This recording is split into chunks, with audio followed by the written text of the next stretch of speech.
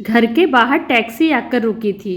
अनुराधा ने बाहर झांककर देखा तो मालती जी टैक्सी के बाहर निकलकर इंतजार कर रही थी कि घर से कोई तो उन्हें लेने आए।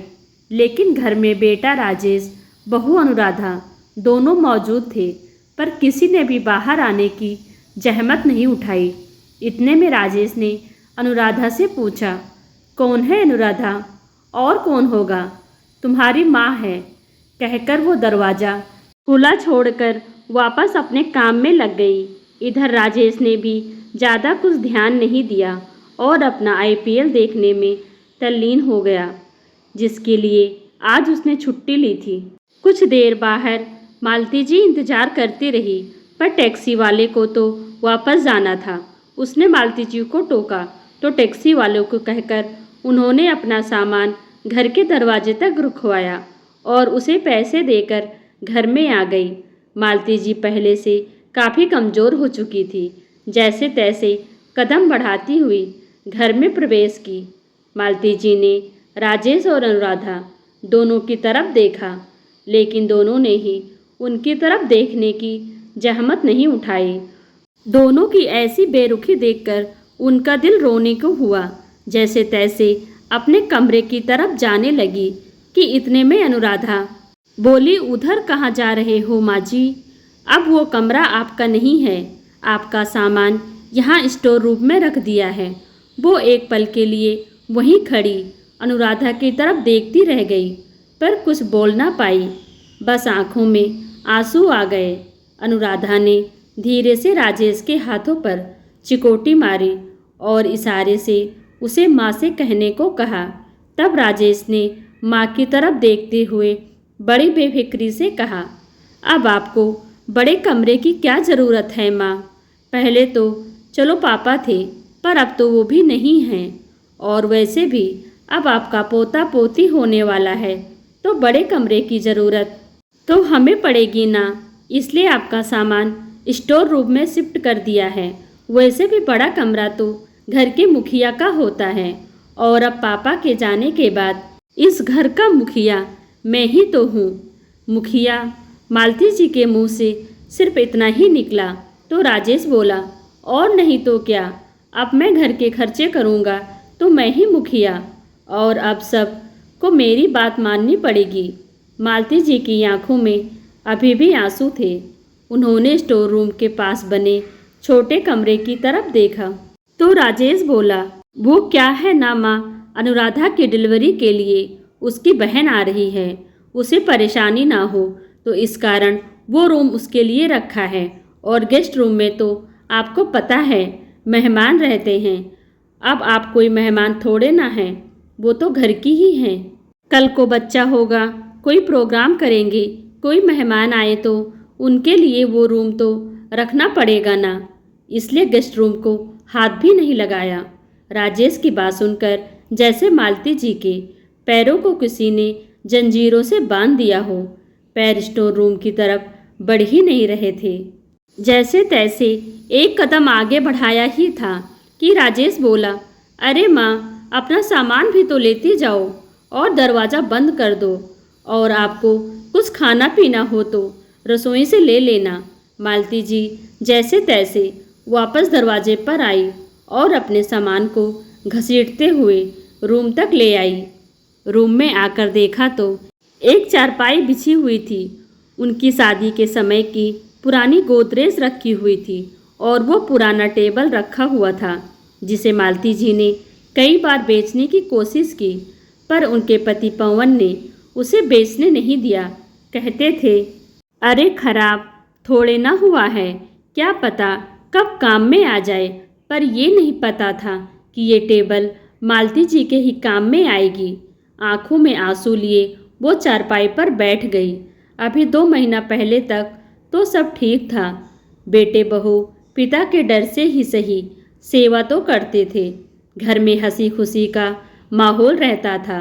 एक दिन पवन जी ने अपने पैतृक गांव जाने की जिद की तो मालती जी ने मना कर दिया। रहने दो, बहू का 6ठा महीना है, वैसे भी उसे छोड़कर जाना अच्छी बात नहीं। पर राजेश और अनुराधा के समझाने पर वो उनके साथ गांव चली गई। वहां पर जेठ जिठानी, देवर देवरानी, सबका परिवार था। वहां जाने के कुछ दिन बाद ही उनकी तबीयत बिगड़ गई और कुछ ही घंटों में उन्होंने दम तोड़ दिया। सब कुछ जैसे वहीं रुक गया था। उनका अंतिम संस्कार भी वहीं पैतृक गांव में हुआ था। 15 दिन के कार्यक्रम होने के बाद राजेश और अनुराधा तो वापस आ गए, लेकिन मालती जी को उनकी जेठ जिठानी ने वहीं रख लिया था, यह कहकर कि 1.25 महीने बाद ही अपनी जगह छोड़ना। आज 1.25 महीने बाद वो गांव से लौटी थी, वो भी अकेले। वहाँ तो पूरा परिवार स्टेशन पर छोड़ने आया था, पर यहाँ राजेश स्टेशन तक लेने नहीं आया। कह रहा था कि बहुत ज़रूरी काम है, पर यहाँ मैच देख रहा है। और तो और यहाँ घर का सारा सिस्टम ही बदल चुका था। इतनी जल्दी मेरे बहू बेटे मुंह मोड़ लेंगे, इसकी तो बिल्कुल उम्मीद भी नहीं थी। सीधा स्टोर रूम में ही पहुँचा दिया। अभी अनुराधा जी ये सब सोच ही रही थी कि इतने में बाहर से शोर सुनाई दिया। जाकर देखा तो मालती जी के लिए न उठने वाले बेटे बहू बाहर अनुराधा के मायके वालों का स्वागत कर रहे थे। मालती जी को भी इतनी देर हो गई, घर में आए हुए किसी ने एक गिलास पानी तक नहीं पूछा। वहीं बहू के मायके वालों के लिए बेटा रसोई में जाकर खुद पानी के ट्रे सजाकर ले आया। इतने लोगों के बीच अपने आप को अकेला महसूस करती हुई मालती जी वापस उस कमरे में आ गई। 2 घंटे तक इसी कमरे में बैठी रही, लेकिन ना कोई चाय, ना कोई नाश्ता खाना, कुछ भी नहीं। 2 घंटे बाद लगा कि अनुराधा के मायके वाले वापस जा चुके हैं। शायद वो उसकी बहन और मम्मी को छोड़ने आए थे, क्योंकि वो दोनों ही अब घर में मौजूद थी। उन्हीं की आवाज़ बाहर से आ रही थी। अब मालती जी को भूख का एहसास हो रहा था। आखिर वो खुद ही उठी और रसोई घर में गई। रसोई में खाने के लिए कुछ भी नहीं था, खाना भी बाहर से मंगवाया गया था। वो जूठे बर्तन ये सब बता रहे थे। इतने में अनुराधा रसोई में आई। क्या ढूंढ रही हैं माँ जी? देखिए खाना तो बचा नहीं, और मुझे भी याद नहीं रहा कि आपके लिए खाना रखना था। आप दूध बिस्किट खा लीजिए या फिर अपने लिए कुछ बना लीजिए। मेरी हिम्मत नहीं है खाना बनाने की, कहकर अनुराधा रसोई के बाहर आ गई। मालती जी की भी हिम्मत नहीं थी खाना बनाने की। एक तो 1.25 महीने पहले का गम अभी तक दिल से गया नहीं था। अपने किसी प्रिय की मौत तो वैसे भी हिम्मत तोड़ देती है, फिर ये तो उनके पति थे। ऊपर से ट्रेन का सफ़र थका देने वाला था। हिम्मत होती भी कहाँ से? वो अपने लिए एक गिलास पानी लेकर वापस कमरे में आ गई। थोड़ी देर तक बैठी आंसू बहाती रही। फिर याद आया कि वहाँ से निकलते समय देवरानी ने खाना पैक करके दिया था, जिसमें से उन्होंने सिर्फ 2 रोटी ही खाई थी। बैग में से खाना निकाला, देखा तो सब्जी खराब हो चुकी थी, पर रोटियां सही सलामत थी। उन बची रोटियों से अपना पेट भर मालती जी चारपाई पर लेट गई। काफ़ी देर तक वो करवटें बदलती रही। आखिर करवटें बदलते बदलते आंखों में आंसू लिए देर रात उन्हें नींद आई। इस कारण से सुबह देर से नींद खुली। उठकर बाहर आई तो देखा सब हंस बोलकर चाय नाश्ता कर रहे हैं। सबकी प्लेट में गर्मा गर्म पोहे और जलेबी नजर आ रहे थे। मालती जी को देखते ही सब चुप हो गए। इतने में राजेश बोला, माँ आप अपने कमरे में बैठिए, आपका नाश्ता मैं कमरे में ही लेकर आता हूँ। उसकी बात सुनकर मालती जी वापस कमरे में चली गई। थोड़ी देर बाद राजेश चाय नाश्ता लेकर कमरे में आया और मालती जी को देखकर बोला, माँ ये नाश्ता कर लो और भगवान के लिए जहाँ तक हो सके आप कमरे में ही रहो। मालती जी हैरानी से राजेश की तरफ देखने लगी। उनके प्रश्नों को भांपते हुए राजेश बोला, देखो माँ, मुझे पता है कि आपको पापा के जाने का बहुत दुख है, लेकिन कर भी क्या सकते हैं। उनकी तो उम्र हो गई थी, इसलिए वो चले गए। लेकिन आप यूं दुखी चेहरा लेकर बार बार अनुराधा के सामने आओगे तो होने वाले बच्चे पर गलत असर पड़ेगा। इसलिए कह रहा हूँ आप अंदर ही रहो। और वैसे भी सब लोग कहते हैं कि एक विधवा। कहते कहते राजेश एकदम से रुक गया और बाहर वापस चला गया। मालती जी राजेश की बात सुनकर बिल्कुल हैरान रह गई। अब तो उनका दिल जोर जोर से रो रहा था। उन्हें समझ ही नहीं आ रहा था कि उनके बेटे में दिल है या पत्थर। वो अपनी माँ के लिए ऐसा कैसे सोच सकता है। उसकी माँ विधवा है तो उसका साया वो अपनी पत्नी और होने वाले बच्चे पर नहीं पड़ने देना चाहता। अभी 2 दिन में उसने मुझे इतना कुछ दिखा दिया तो ये तो मेरी जिंदगी नर्क बना देगा। सोच सोच कर मालती जी से चाय नाश्ता भी नहीं करते बना। उनकी रुलाई फूट पड़ी। वो इतनी ज़ोर ज़ोर से रो रही थी पर उन्हें चुप कराने के लिए कोई भी कमरे में नहीं आया।